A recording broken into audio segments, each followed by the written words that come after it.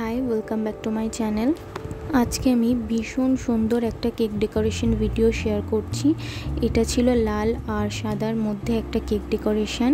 এরকম cake decoration কিন্তু নিজের ভালোবাসার মানুষকে বা ভালোবাসা প্রকাশ করানোর জন্য একদম পারফেক্ট একটা গিফট হতে পারে। আর এই কেকটা ছিল চকলেট গানাশ কেক, যার জন্য আমি ভরে ভরে চকলেট গানাশ ব্যবহার করেছি। আর কেকটাকে ক্রাম কোট করে ফ্রিজে রেখে সেট করে, তারপর যেহেতু আগেই বলছি হোয়াইট আর রেডের মধ্যে, তো আমি হোয়াইট হুইপিং ক্রিম দিয়ে পুরো কেকটাকে কভার করে নিয়েছি। আর রেড হুইপিং ক্রিম দিয়ে নিচের দিকটা একটা লাল শেড আমি এখানে দিয়েছি।